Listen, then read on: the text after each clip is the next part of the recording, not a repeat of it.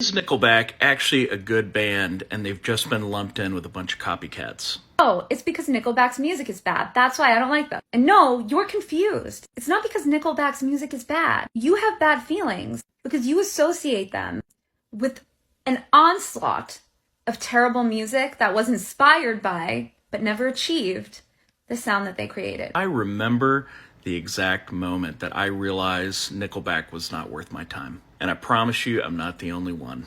Back in the early 2000s, circa 2001, Nickelback popped off with their album Silver Side Up. It went like 8 times platinum. It was like a massive hit. But in terms of their musical stylings, they were very clearly derived from a Creed-like sound.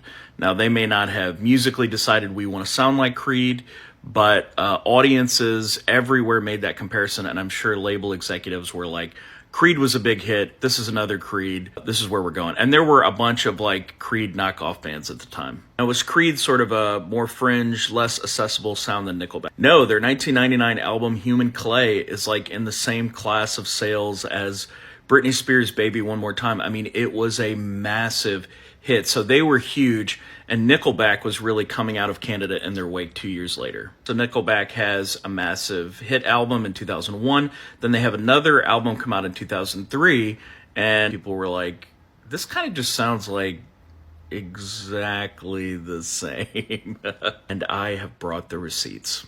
I'm going to play a clip for you that has been on the internet for 20 years. It's 2023. That takes us back to 2003. And in this clip, in the left ear, you're going to hear one song from their 2001 album. You're going to hear another song from their 2003 album. And I challenge you to tell me they don't sound like carbon copies of each other.